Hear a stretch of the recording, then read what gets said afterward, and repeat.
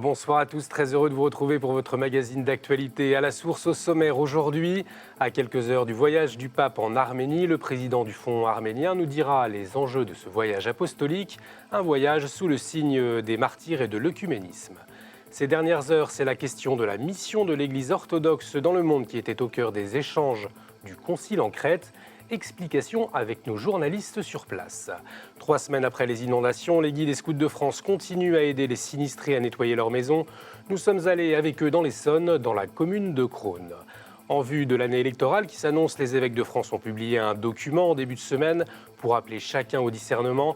Comment nos éditorialistes ont reçu les pistes de réflexion des évêques, comment les chrétiens, les politiques et tous les électeurs peuvent s'en emparer.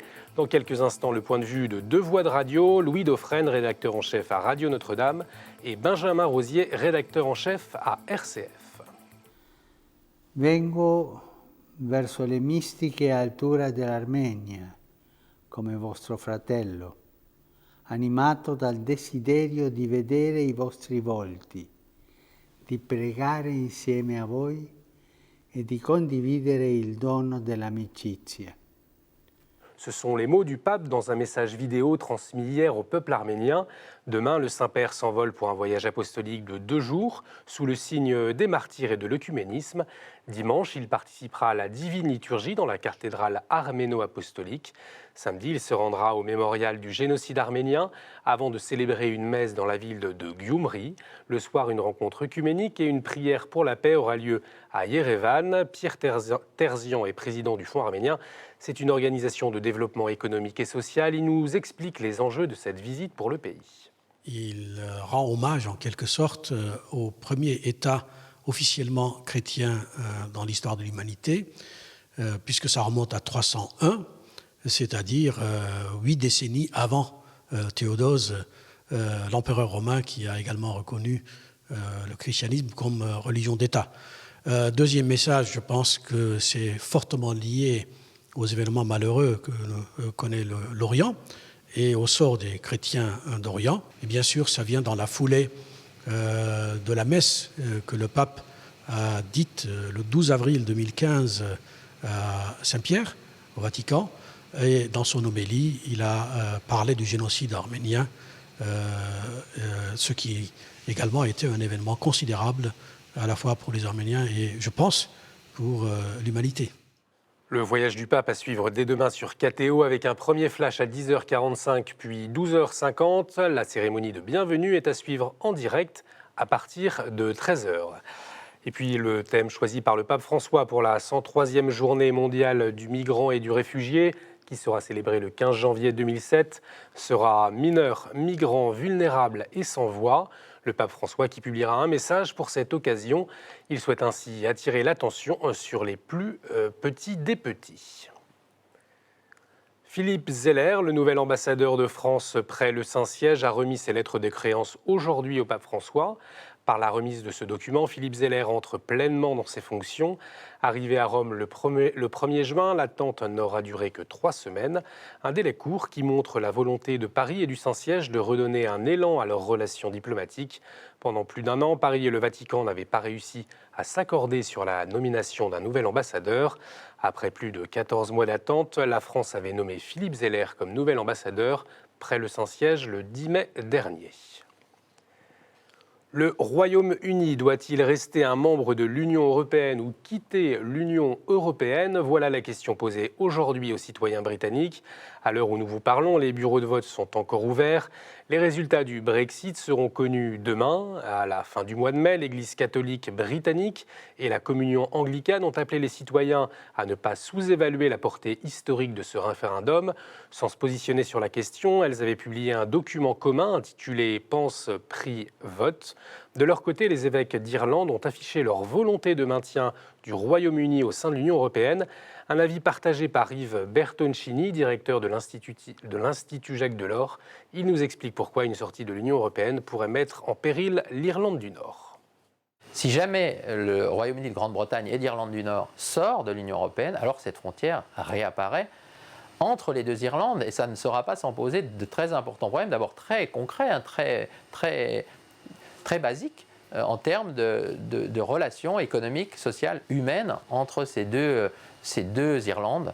Et donc ça pourrait, si c'est mal appréhendé, mal géré, peut-être dégénérer dans un sens ou dans l'autre, parce que vous pourriez avoir des Irlandais du Nord qui voudraient justement rester plus proches des autres Irlandais que des Britanniques, et donc s'interroger sur leur maintien au sein du Royaume-Uni, de Grande-Bretagne et d'Irlande du Nord. Il n'y a pas que les Écossais qui pourraient se poser cette question-là. Les Scouts de France, toujours mobilisés pour les sinistrés des inondations. Souvenez-vous, il y a 3 semaines, les fortes précipitations de pluie avaient provoqué des crues importantes. Les dégâts causés par la montée des eaux ont touché près de 150 000 foyers. Les sinistrés continuent à effacer les stigmates de ces inondations. À Crosne, dans l'Essonne, les personnes touchées bénéficient de l'aide de jeunes scouts et guides de France pour nettoyer leur maison. Mais pas seulement, comme l'a constaté notre journaliste Martin Delavenne. Bonjour, vous êtes en veine ou pas? C'est avec cette simplicité que les scouts et guides de France se sont mobilisés pour venir en aide aux victimes des inondations. Des actions de nettoyage, toujours dans la bonne humeur. Puis il y a pas mal de bestioles qui nous accompagnent, mais bon, on est scouts, donc on fait pas trop gaffe à ça, on essaye. Une expérience qui a permis à ces jeunes de connaître la joie de venir en aide à son prochain. En fait, dans la prière scout, il y a un passage qui dit qu'on doit servir au quotidien. Et du coup, c'est ce qu'on fait dès qu'on peut. Donc, c'est pas seulement venir aider en enlevant des murs ou en nettoyant comme là le sous-sol. C'est aussi transmettre notre bonne humeur et notre joie de vivre, en fait. Une solidarité inattendue qui remonte le moral d'habitants encore choqués par la violence des inondations. Ils m'ont remonté le moral un peu, parce que voir des gens comme ça, c'est formidable. Il faut reconnaître que c'est vraiment... Là, les scouts, je dis bravo. Ouais. Je dis bravo à ces gens-là. Ils ont du mérite. Il faudra encore du temps pour effacer les stigmates de ces inondations. Les apprentis d'Auteuil fêtent cette année leurs 150 ans. La Fondation se consacre depuis 1866 à la formation et à l'insertion de jeunes en difficulté et en décrochage scolaire. Elle accompagne aujourd'hui 25 000 jeunes en France répartis dans 230 établissements différents. Notre journaliste Florent de Brito s'est rendu dans l'un d'eux, à Sannois, dans le Val d'Oise. À quelques jours du brevet, peu d'élèves sur le terrain, mais Ben Younes a tout de même voulu s'entraîner. Arrivé il y a 2 ans aux apprentis d'Auteuil en complet décrochage scolaire, il a intégré l'une des 4e générales sportives. Il est aujourd'hui en 3e et l'un des meilleurs élèves de sa classe. Je m'entraîne, ça me permet de bien me canaliser avant les cours. Et ça fait qu'en classe, j'écoute plus et je participe plus. Des choses que je ne faisais pas avant. En parallèle des cours de sport, certains élèves sont formés à des métiers plus manuels. L'idée, rendre l'école plus intéressante pour des jeunes qui ont parfois quitté leurs précédents établissements avec fracas. Aujourd'hui, en cours d'espagnol, Ben Younes et ses camarades abordent le problème des hooligans dans le football. Est-ce que pour vous, c'est des vrais supporters? Est-ce que c'est plutôt...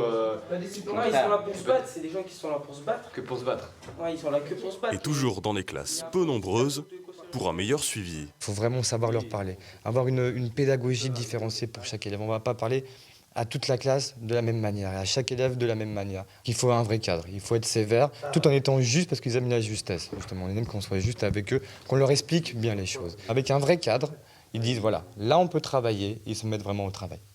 En 150 ans d'histoire, les accueillis par les apprentis d'Auteuil ont bien évolué. Créée pour les enfants orphelins des rues de Paris au XIXe siècle, la Fondation reçoit aujourd'hui en majorité des jeunes en rupture scolaire. La directrice de l'établissement se donne comme mission de suivre aussi les familles de ses élèves, des situations souvent complexes. Quand on est en rupture scolaire, on est souvent en rupture familiale. De ce fait, on rétablit le lien avec la famille. Si elle est en difficulté, si elle est perdue, si elle ne sait pas s'en sortir, à nous de l'aiguiller vers lui donner des conseils. Vous devriez aller voir un psychiatre, un pédopsychiatre, un psychologue. Faites-vous aider si vous avez des problèmes économiques, faites-vous aider par une assistante sociale. Les apprentis d'Auteuil se sont donné comme mission de redonner confiance en eux aux élèves qu'ils accueillent. Aujourd'hui, Ben Younes envisage de passer un bac ES pour ensuite intégrer une école d'ingénieurs. Un peu de chiffres maintenant avec les prochaines ordinations en France le week-end prochain autour de la fête de Saint-Pierre-Saint-Paul. La conférence des évêques a annoncé une centaine d'ordinations de prêtres, dans 22 diocèses, avec une augmentation du nombre d'ordinations de prêtres diocésains. 79 cette année contre 71 l'année dernière. Notons que les diocèses de Vannes, qui n'avaient pas connu un tel événement depuis des années, ordonnera 7 prêtres. Idem pour le diocèse de Saint-Denis avec 4 ordinations. 80 séminaristes seront aussi ordonnés diacres en vue du sacerdoce. 95 diacres seront ordonnés pour le diaconat permanent. Concernant les ordinations de religieux dont le chemin neuf, le chiffre exact n'est pas définitif, mais on en compte une vingtaine. Et puis samedi, KTO retransmettra en direct les ordinations sacerdotales à Notre-Dame de Paris à partir de 9h30. Le concile se poursuit en Crète. Il y a quelques heures, les textes sur l'autonomie et la diaspora ont été signés. Celui sur le jeûne est sur le point de l'être. Le texte sur la mission de l'Église orthodoxe dans le monde contemporain a été débattu et amendé ces dernières 24 heures. Il devrait être voté demain. Ce document traite des défis que rencontre l'Église orthodoxe aujourd'hui, par exemple en matière d'économie, de droits de l'homme ou de thématiques sociétales. Pour le métropolite Alexandre du Nigeria, membre de la délégation du patriarcat d'Alexandrie au Concile, ce texte rappelle la mission première de l'Église. The essence and the nature of the church is mission. We talk about the necessity of bringing the gospel to every avenue of our own world. And the text will be out in the use of everyone, every bishop, every local church, every priest. That gives us the go-ahead to become more outspoken, because with the people of the church, the men in black, we have the tendency to live in our own world and sometimes has a little bit gap with the reality of today. So it's an opportunity for us to come down, to land, and together with the people around, bring out the voice that is mostly affecting, for example, the African people. The agony, the struggles, the stress, and the oppression of our people. My concern is when the word of the church is determined by political forces and everything. Something we strongly feel in Africa, the relation between church and state. There are certain churches that feel, obviously, these problems much more closer to home, much more closer to their heart. And the ancient patriarchates of Antioch and of Jerusalem, of Alexandria in northern Africa, all of these are very close to the hot region of Palestine and the Middle East. So they have a personal experience, let's say, institutional experience with these issues. Either way, whether you're actually undergoing the problem or trying to resolve the problem's common. The concern is shared. Cette question de la mission de l'Église orthodoxe dans le monde concerne aussi les églises qui ne sont pas au Concile. Je vous le rappelle, les églises orthodoxes russes d'Antioche, de Géorgie et de Bulgarie ne participent pas au Concile, ce qui ne signifie pas que les relations sont coupées. Carole Sabat, le porte-parole de l'Église d'Antioche, nous dit pourquoi le temps est venu pour toutes les églises orthodoxes d'aborder la question de sa mission dans le monde. Le monde orthodoxe, aujourd'hui, c'est un monde qui est excessivement riche par des traditions très diverses, des traditions de ces 14 églises. Mais la vraie difficulté, après la glaciation historique que le monde orthodoxe a vécue, après tout le XXe siècle qui a été éprouvant jusqu'à aujourd'hui, on voit très bien tout ce qui se passe, par exemple, dans la région du patriarcat d'Antioche, qui souffre, c'est une église qui souffre. On voit très bien que le XXe siècle a été un siècle éprouvant pour l'orthodoxie. Mais cette orthodoxie, aujourd'hui, a besoin de manifester son unité. Pourquoi ? C'est un besoin interne, mais un besoin pour la mission de l'Église aussi, dans le monde d'aujourd'hui. Le pape François, il le dit très clairement. Aujourd'hui, il faut sortir du modèle de la gestion pour aller vers le modèle, renouer avec le modèle de la mission. Et pour l'Église orthodoxe aussi, c'est un enjeu et un défi. Sortir de la gestion pour rentrer de nouveau dans la mission. Le Concile orthodoxe, c'est le sujet traité par le Père Rouget dans sa chronique. Il nous donne son regard sur l'événement, on l'écoute.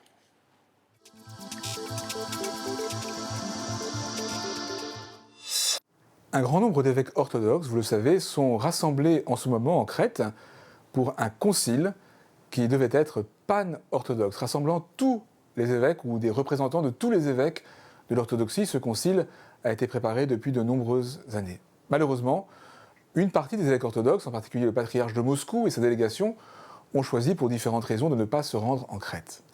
Mais malgré tout, ce concile pan-orthodoxe en espérance est une bonne nouvelle. Il est un signe que, qu'à un cas, nous progressons vers l'unité que le Christ attend de ses disciples. Et nous, comme catholiques, il est très important que nous soyons engagés par la prière pour que progresse l'unité entre les orthodoxes. Et nous avons aussi à désirer intensément que progresse l'unité entre les catholiques et les orthodoxes, et aussi l'Église apostolique arménienne que le pape François visitera bientôt lors d'un voyage apostolique. Tant de choses nous unissent déjà, une foi commune au Christ, bien sûr, à la Trinité, mais aussi à la fécondité de tous les sacrements. Je fais un rêve parfois, I have a dream, qu'en 2054, nous puissions enfin fermer proprement la parenthèse de 1000 ans du grand schisme. Ce serait tellement important. Le cardinal Lustiger aimait à dire que l'unité entre catholiques et réformés se résoudrait de manière nouvelle à l'intérieur de l'unité retrouvée entre l'Église catholique et les églises orthodoxes. Vous avez peut-être en tête la fin de l'ère des rois dans la Belle Hélène d'Offenbach. Pars pour la Crète, pars pour la Crète, pars pour la Crète, que rien ne t'arrête. Comme j'aimerais chanter cela au patriarche de Moscou. En tout cas, je prie pour que rien n'arrête la puissance de l'Esprit Saint qui veut travailler à l'unité de tous les disciples du Christ, notre Seigneur. Merci Père. Tout de suite, notre revue de presse.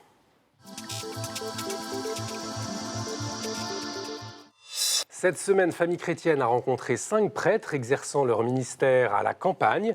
Des portraits à l'occasion des ordinations sacerdotales du week-end prochain, mais aussi pour les 80 ans du célèbre roman « Journal d'un curé de campagne » de Bernanos. Un reportage également sur la minorité catholique présente dans la région de Gyumri, en Arménie, avant la venue du pape. De son côté, Pèlerin a donné la parole à David, un CRS, un témoignage fort avec ce policier qui fait part de ses doutes, ses craintes et ses peurs, alors que ses missions sont de plus en plus lourdes et nombreuses entre les attentats, les manifestations ou l'Euro de football. Et puis un débat, les lobbies font-ils la loi ? Cette semaine, l'hebdomadaire protestant Réforme a voulu comprendre le phénomène des algorithmes, ces calculs par des ordinateurs qui peuvent déterminer une grande partie de notre vie quotidienne. Réforme analyse les bienfaits, mais aussi les menaces de ce phénomène. Dans son éditorial, Nathalie Lénart s'inquiète du résultat du Brexit. Pour elle, en n'allant pas jusqu'au bout du transfert des souverainetés nationales, l'Europe souffre à mi-route. Et c'est aussi le Brexit qui fait la une de La Vie avec un dossier sur les risques et périls du référendum. Et il est aussi question d'un autre référendum, celui de Notre-Dame-des-Landes, le 26 juin. Ce vote local va-t-il permettre de trouver une solution au blocage lié au projet d'aéroport dans la commune ? Pas si sûr pour l'hebdomadaire. Voilà pour votre revue de presse. On retrouve tout de suite nos éditorialistes.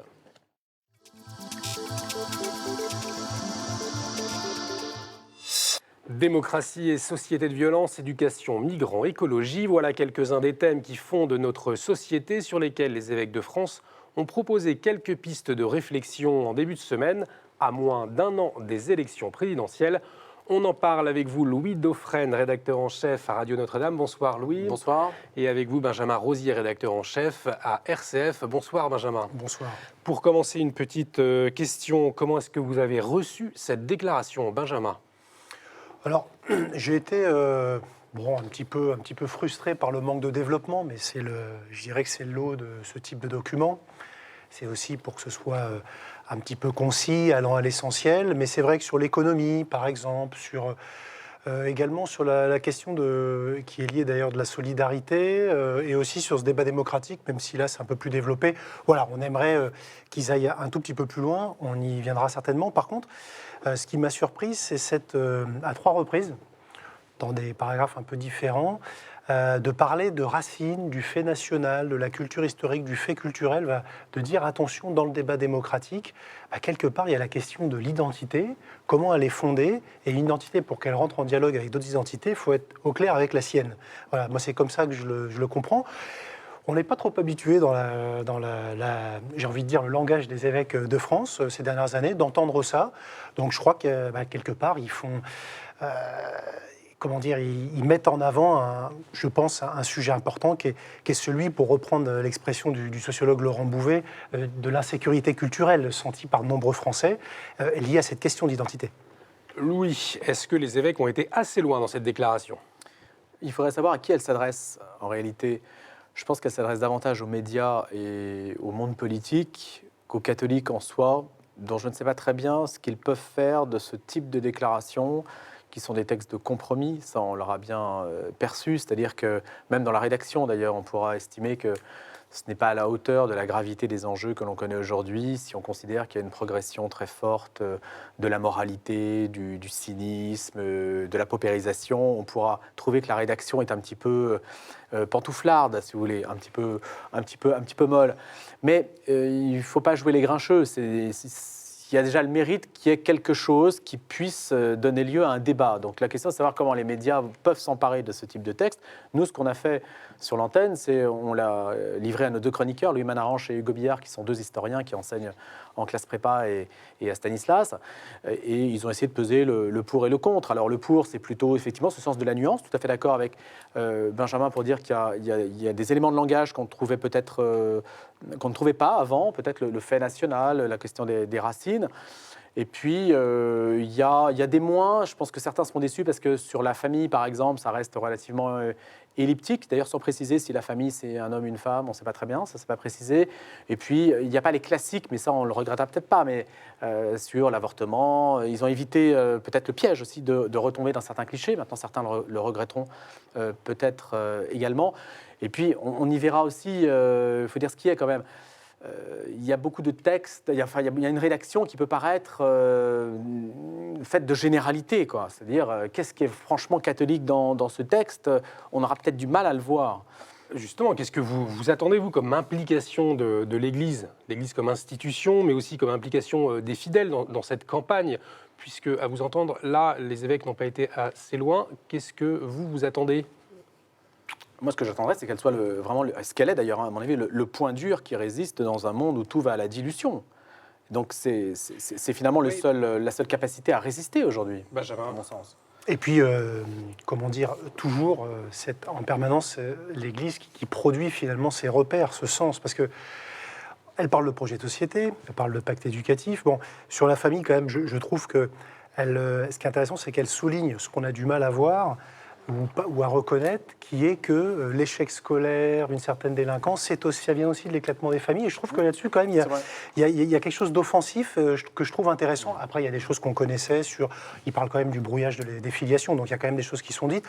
Une petite phrase, c'est vrai, rapide sur la vie, à respecter du commencement à sa fin naturelle. C'est vrai que c'est assez rapide, mais véritablement, c'est ça, c'est produire ce sens, donner ses repères, mais après, c'est quand même aux politiques, aux citoyens aussi en s'engageant, de produire un projet qui a du sens, un horizon. Ça, pour l'instant, on ne l'a pas. Donc j'espère qu'en effet, l'Église pourra être moteur là-dessus. Voilà, et puis après, à chacun de s'engager, quoi. Est-ce que l'Église, elle est un lobby comme un autre? Je vous dis ça parce qu'il y a eu un vote à l'Assemblée nationale le 14 juin du texte de loi Sapin 2 qui dit que les associations à objet cultuel deviendraient des représentants d'intérêts. Alors est-ce que l'Église est un lobby comme les autres, Louis? C'est difficile de répondre à cette question. Vous voyez, par exemple, ce texte, c'est un texte de compromis. Finalement, la conférence d'évêques, c'est un petit peu l'Union européenne. C'est-à-dire, on essaie de se mettre d'accord à très nombreux, et puis on ne sait pas trop qui pense quoi, ou alors si on sait, on ne le dit pas. Et on aboutit à quelque chose qui est un centre de gravité, un peu quelque chose au milieu, qui peut contenter tout le monde.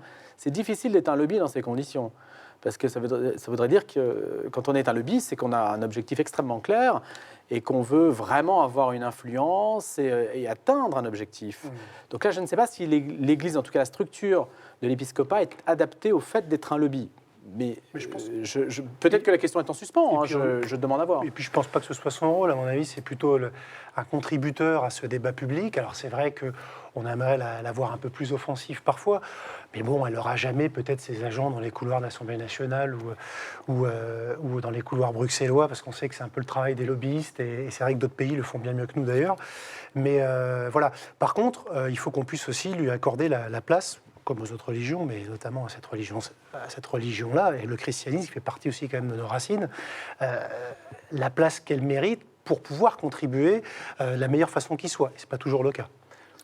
La question, c'est est-ce qu'elle veut avoir un pouvoir temporel, en fait? L'Église a quand même renoncé, d'une certaine façon, à son pouvoir temporel, qu'elle juge dépassé par l'histoire, et qu'aujourd'hui, elle doit alimenter un débat démocratique. Donc, dans ces conditions-là, c'est difficile de faire émerger la partie strictement catholique, si on peut dire, hein, puisqu'on est finalement epsilon dans un monde d'opinion.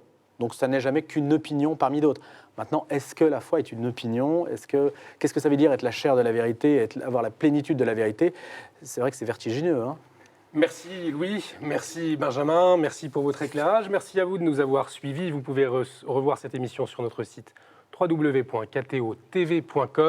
Je vous dis à la semaine prochaine. Excellente soirée sur KTO.